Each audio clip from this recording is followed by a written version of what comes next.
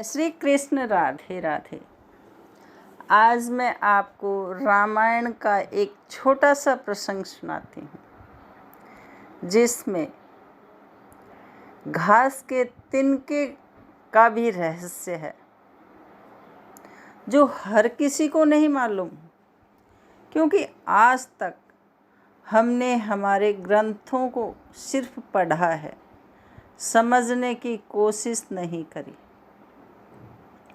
मेरे साथ बने रहने के लिए चैनल सब्सक्राइब कीजिए, ताकि आने वाला वीडियो आपको आसानी से मिल सके।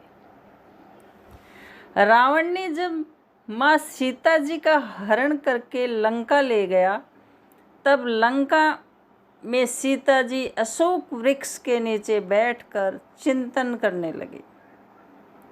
रावण बार बार आकर माँ सीता जी को धमकाता था, लेकिन माँ सीता जी कुछ नहीं बोलती थी। यहाँ तक कि रावण ने श्री राम जी के वेशभूषा में आकर माँ सीता जी को भ्रमित करने की भी कोशिश की, लेकिन फिर भी सफल नहीं हुआ और माँ सीता उनकी तरफ देखती ही नहीं थी। रावण थक हार कर जब अपने शयन कक्ष में गया, तो मंदोदरी ने उससे कहा, आप तो राम का वेश धरकर भी गए थे, फिर क्या हुआ? रावण बोला, जब मैं राम का रूप लेकर सीता के समक्ष गया, तो सीता मुझे नजर ही नहीं आ रही थी। रावण अपनी समस्त ताकत लगा चुका, लेकिन जिस जगत जननी माँ आज तक कोई नहीं जानता, उसे कोई समझ ही नहीं पाया, उन्हें रावण भी कैसे समझ पाता? रावण एक बार फिर आया और बोला, मैं तुमसे सीधे सीधे संवाद करता हूँ, लेकिन तुम कैसी नारी हो कि मेरे आते ही घास का तिनका उठाकर उसे ही घूर घूर कर देखने लगती हो। क्या घास का तिनका तुम्हें राम से भी ज़्यादा प्यारा है? रावण के इस प्रश्न को सुनकर माँ सीता जी बिल्कुल चुप हो गई और उनकी आंखों से आंसुओं की धार बह पड़ी। उसकी सबसे बड़ी वजह थी कि जब श्री राम जी का विवाह माँ सीता जी के साथ हुआ, तब सीता जी का बड़े आदर सत्कार के साथ गृह प्रवेश भी हुआ। बहुत उत्सव मनाया गया। प्रथा अनुसार नववधू विवाह पश्चात जब ससुराल आती है, तो उसके हाथ से कुछ मीठा पकवान बनवाया जाता है, ताकि जीवन भर घर में मिठास बनी रहे। इसीलिए माँ सीता जी ने उस दिन अपने हाथों से घर पर खीर बनाई और समस्त परिवार, राजा दशरथ एवं तीनों रानियां सहित चारों भाइयों और ऋषि संत भी भोजन पर आमंत्रित थे। माँ सीता ने सभी को खीर परोसना शुरू किया और भोजन शुरू होने ही वाला था कि जोर से एक हवा का झोंका आया। सभी ने अपनी अपनी पत्तलें संभाली। सीता जी बड़े गौर से सब देख रही थी।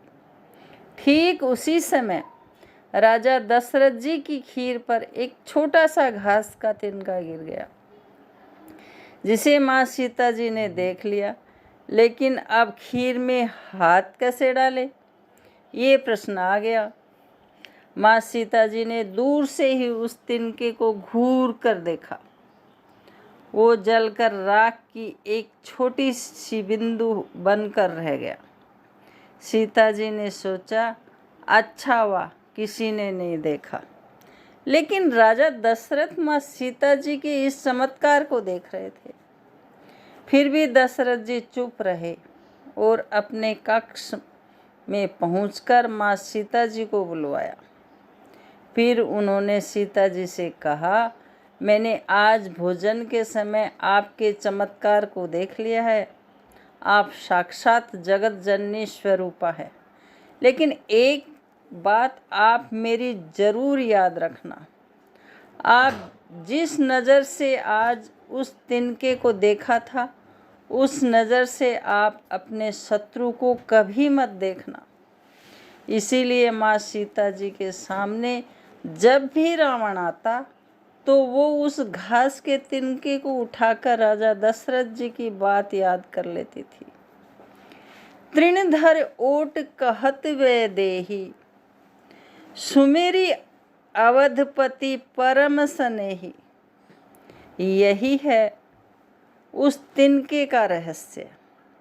इसीलिए माता सीता जी चाहती तो रावण को उस जगह पर ही राख कर सकते थे, लेकिन राजा दशरथ जी को दिए वचन एवं भगवान श्री राम को रावण का वध का श्रेय दिलाने हेतु वो शांत रही।